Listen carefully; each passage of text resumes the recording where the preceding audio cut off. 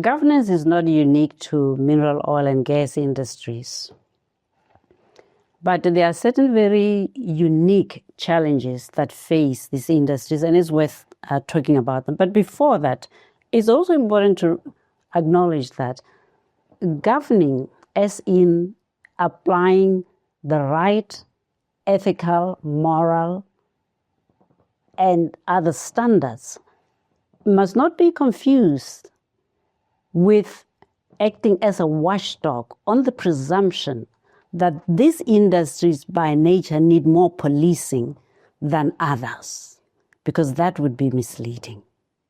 Nevertheless, the uniqueness of some of the challenges that face mineral oil and gas industries are worth mentioning. The first is that, in effect, the impacts of these industries based on physical footprint and project longevity are potentially far-reaching, and some of them, frankly, irreversible. On the other hand, the development of mineral oil and gas resources involves, first, huge investments in capital, but also potentially large revenue. And the failure, particularly to govern the revenue space, could lead to what is commonly called the resource curse. On the other hand, on the revenue side, on the licensing side, and on oversight matters, on the one hand you have government, and then you have industry. And then you have, of course, the political elite. The risk of the political economy is particularly high when dealing with these large infrastructure projects and large sources of revenue, and that calls for good governance. It's also worth acknowledging that mineral oil and gas projects have very large carbon footprint based in part on the level 1, stage 2, and stage 3 of the development. The carbon footprint from stage 1, stage 2, and stage 3, etc., means that the contribution of these industries to global warming, unless properly governed, can be significant.